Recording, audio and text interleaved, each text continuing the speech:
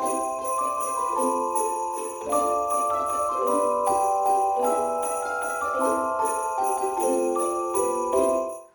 everyone, and welcome to today's 12 Days of Christmas video. Today I'm doing a baking for beginners video for you because it is the baking season after all. And I'm going to be making Neapolitan cookies, which is not necessarily a Christmas recipe. I mean, you could make this any time of the year, but it can also be a nice treat for your holiday festivities. Now, the main thing I found with this recipe is planning ahead, because this is actually going to take 2 days because you have to let the dough sit and chill overnight. So I'm going to be recording part 1 today for you and then continuing tomorrow for part 2. So while it will take me 2 days, you will be seeing it with no time in between. The other way in which you're going to need to prepare ahead is that your butter does need to be softened and your egg needs to be at room temperature. So I've had that going on while I've been getting ready for this video because I learned my lesson when I made the red velvet cookies that your butter really does need to be softened in order to have the correct effect. Also, make sure to keep watching because I have a great baking for beginners tip for you that might seem so simple to many people out there, but I recently learned and did not know for the longest time, so I'm going to be sharing that with you. But I'm first going to tell you what you will need for this recipe. I found this recipe on Taste of Home, and as I always do, I will link the recipe in the description box below for you in case you're interested in trying it out for yourself. You're going to need a 9 by 5 inch loaf pan. Now, I went through my loaf pans and none of them were that exact measurement, so I just went and got this disposable one at the grocery store in order to have the exact measurements. It may not matter if you're that precise, but me being a beginner, I try to be as precise as possible to make things go smoothly. So in addition to that, you're going to need waxed paper, which I also learned is not the same as parchment paper. I've never had to use wax paper for baking, so I did have to verify that it is not the same as parchment paper. Don't know if it would matter if you used parchment paper, but again, trying to be specific, I just went with waxed paper. And then you're also going to need 2 large bowls, one with your mixer and then one to whisk some other things separately. Now for the ingredients. 1 cup butter softened, and I will go back through the measurements again once I get to these things, but just to give you an overview, 1.5 cups sugar, 1 large egg at room temperature, 1 teaspoon vanilla extract, 2.5 cups all-purpose flour, 1.5 teaspoons baking powder, 1/2 teaspoon salt, 1/2 teaspoon almond extract, 6 drops of red food coloring, 1/2 cup of chopped walnuts, and 1 ounce unsweetened chocolate melted. So now I'm going to just shift some things around and organize a little bit here and be right back with you to start mixing. Okay, step 1 is to line our 9 by 5 baking pan with the wax paper. It does say to let the ends extend up the sides, so that's what I'm gonna do now. I'm taking a bigger sheet than I think I might need because I know this whole purpose of this is to be able to pull out the dough all at once. So, don't know which way would be better. Maybe I'll try this way. Doesn't line very well.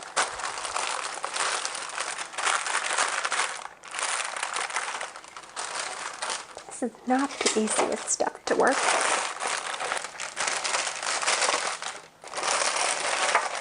Okay, this is just not working so well. I think I didn't take a big enough piece.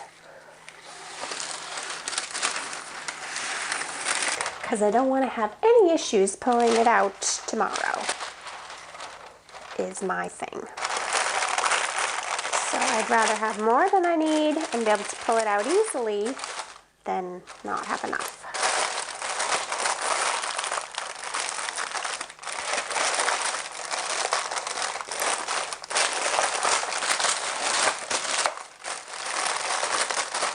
I do not enjoy this. That stuff is not easy to work with. Granted, I've never used it before, but it's not easy to move. I don't know if it's just because I'm using a temporary pan versus a metal one that it's not wanting to stay, but I'm hoping once I put the dough in, that will help. So the next step is going to be in our large mixing bowl to cream the butter and sugar until light and fluffy. So this is where my baking for beginner tip is going to come in because it has to do with the mixer.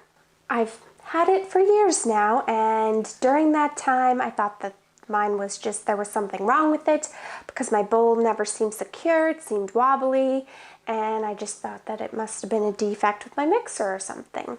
Until I baked with my brother, and he pointed out something to me that I never knew because I don't read manuals, and unless somebody points it out to you or unless it's something you already know, you don't even know to look for it.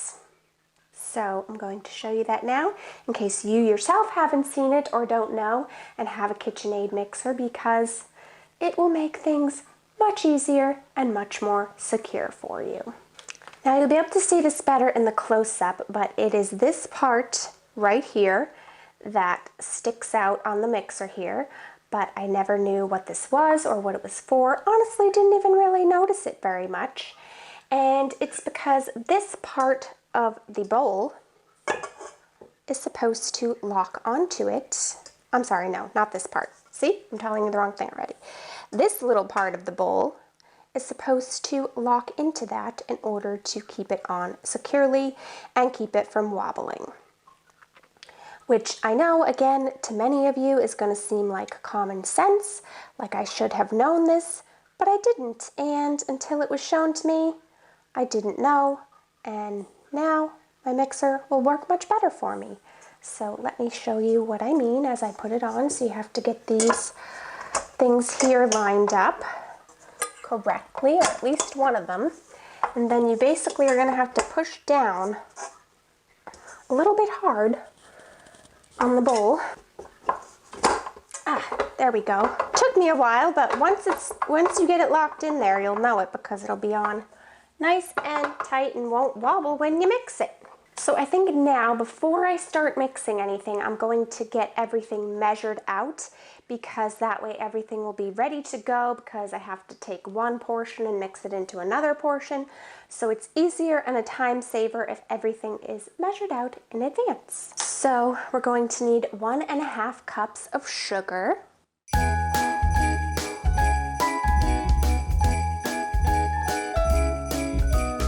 After the sugar, we will need our 2 sticks of butter softened, which adds up to 1 cup. Next is going to be 2.5 cups of all-purpose flour.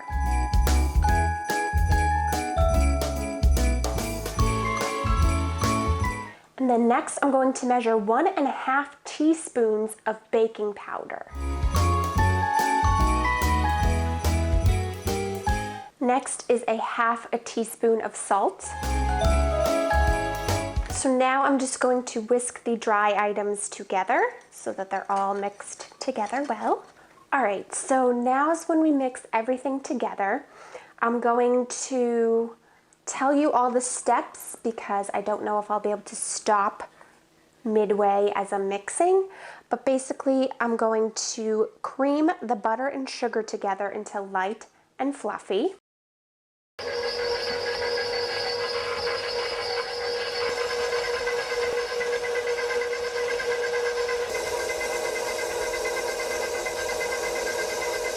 Then beat in the egg and vanilla. Remember, we're using 1 teaspoon of vanilla extract. Then once that's mixed together, we're going to slowly add in our dry mixture. So those are all of the steps for right now for making our dough.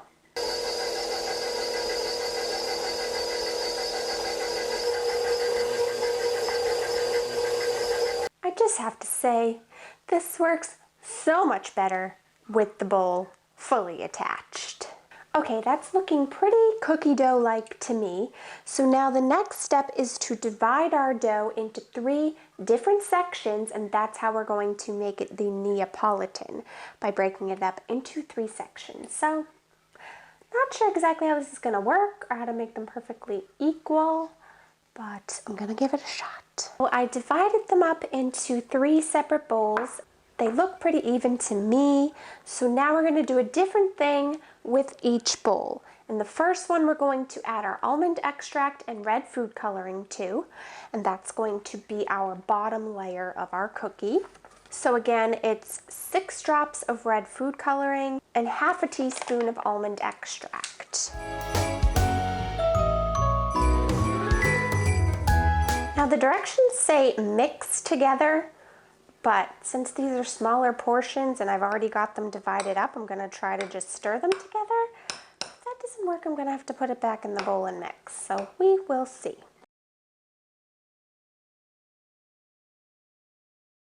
Okay, so it's going to be much faster and easier and probably more efficient to put it in the mixer, so I'm going to put the first section back in and just mix it together quickly. Okay, so now that it's nicely mixed together and a nice shade of pink, and that's going to be the first layer, and it says to spread that evenly into the prepared pan. So let's hope this works with the wax paper. I'm going to be honest, the spreading part is not easy. It didn't say to grease it, but it does not want to go in smoothly and easily, so I'm doing the best I can, but hopefully these turn out all right.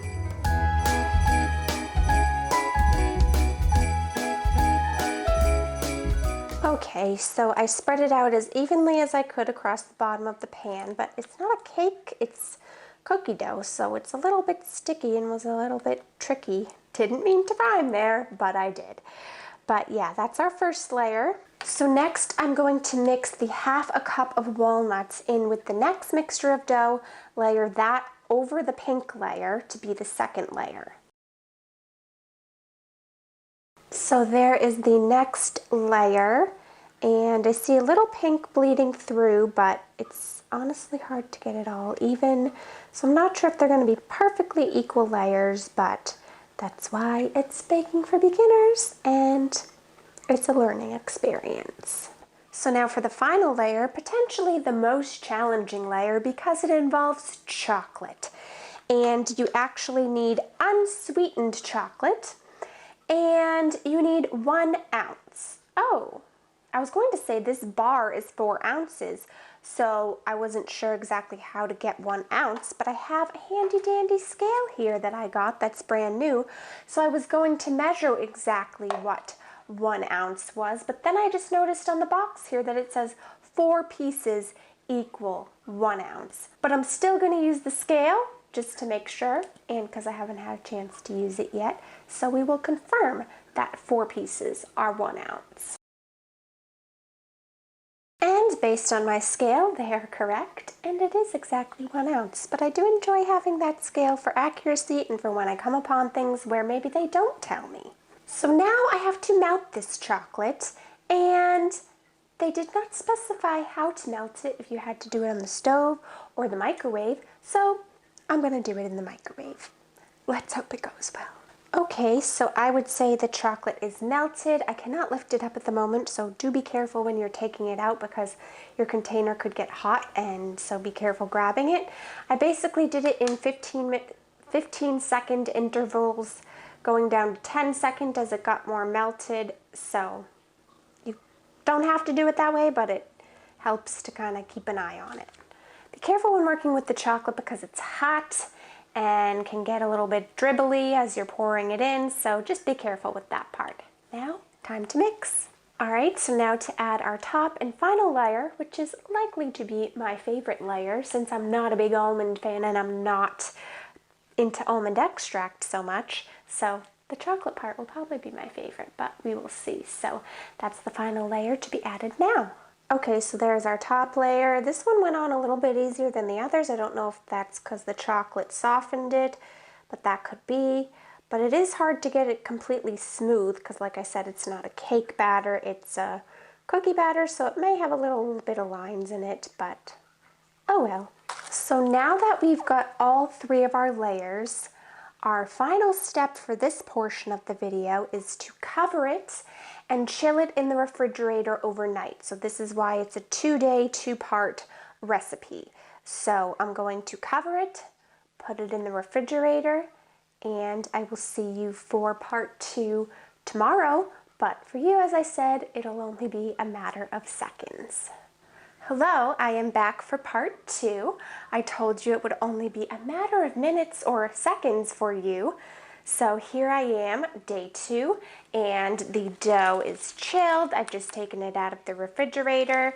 And now comes another fun and tricky part of pulling the dough out of the pan. That's the reason for the waxed paper, is to be able to just pull it all up together. So let's hope that that works. Before I do that, I forgot to tell you a step, which is to preheat the oven to 350 degrees Fahrenheit, so it will be ready for us when it is time to get baking. Duncan has decided to join us. No, I don't think you can see him, but he's here, wants to be part of the video. He's curious. Oh, you see a tail. We'll just let him get his curiosity out and then he'll be on his way. All right, now the oven is preheating, so I'm going to try as best I can to remove the dough. Actually, once you get one side lifted up, it isn't so bad, and you can see our Neapolitan there. Of course, because it's me and it's baking for beginners, they're not perfectly even layers, but should hopefully taste good. Now it says to cut lengthwise in half, then cut each half crossway into 1/8 slices. I'm not the best at math or fractions, so we'll see how I do. The dough is a bit tough. Maybe it's because it's been chilling for quite some time, but it is not the easiest thing to cut. I don't know if my brothers would be too pleased with my knife skills right now, but chopping vegetables is not the same as chopping cookie dough. Okay, it's definitely an errand cut. Doesn't look perfectly equal, but oh well. So I think now all I have to do is cut them into small cookie slices going down. So if they're not perfectly 1/8, I'm not going to worry about it. Well, based on this one, it's looking pretty good. It's got more chocolate, but I kind of did that on purpose. Theirs look a bit thinner though, so I think I'm going to cut them even thinner in order to make sure that they cook correctly.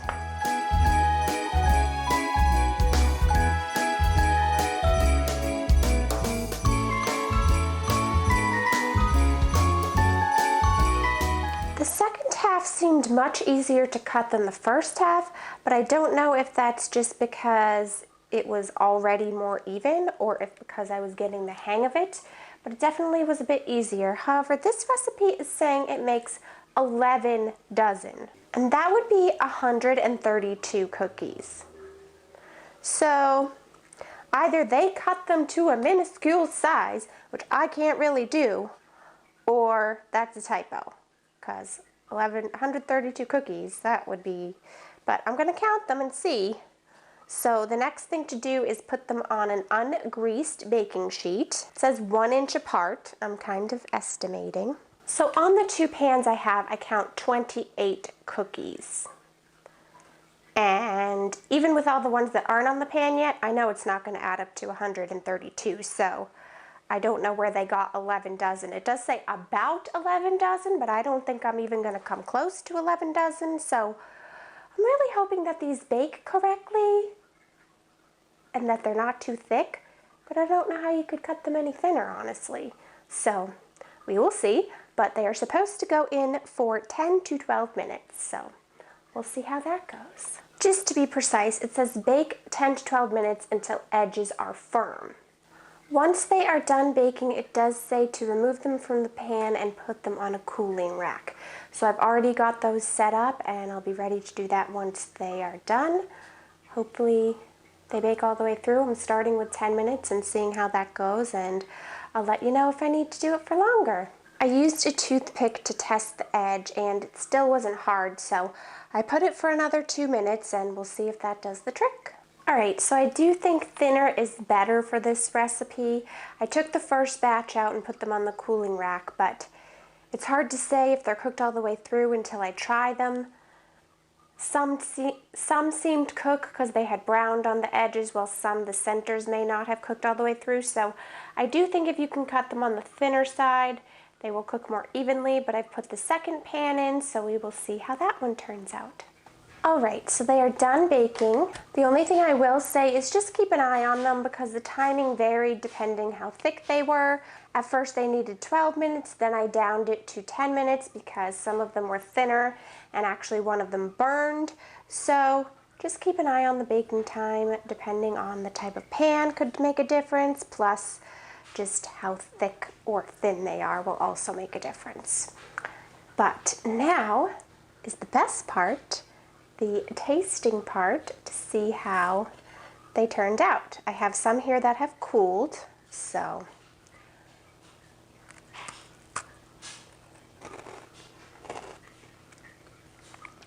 they are a crunchy cookie. I'm someone who prefers chewy cookies, but I think with this type of cookie it's probably meant to be more on the crunchy side. So the chocolatey portion is not as chocolatey as I might have guessed. Overall, they're just kind of tasting like a shortbread cookie to me. The almonds aren't bothering me too much either because I'm not a big almond fan, and I was leery about a recipe with almond extract because I really don't like almond extract, but so far it's not coming through too strong for me. I want to see if maybe in a different one the flavor comes through more. So yeah, flavor-wise, if I'm totally honest, not my favorite cookie ever, or not my favorite flavor of cookie, but as far as the baking went, the biggest element about it is the time factor, the having to plan ahead, the needing 2 days to bake them. But other than that, it is really a pretty easy recipe. I didn't run into too many hiccups, and it is kind of fun having the 3 different colors. You could even try changing it up, and instead of doing the chocolate, you could make that green and just keep it the shortbread flavor, since the chocolate flavor didn't come through that much anyway. And then you could have it red, green, and white for Christmas colors, or you could do them for a sporting event. If you were going to, say, the Super Bowl, you could do your team's colors. So there's a lot of different ways you could change these up and make them your own other than just the Neapolitan. But I hope you enjoyed this Baking for Beginners video. If you did, I'd appreciate it if you gave it a thumbs up. And if you're not already subscribed, make sure to go and do that so that you can see all the rest of the 12 Days of Christmas videos I have for you. I hope you're having a great holiday season so far, and I will see you very soon with another video. Bye!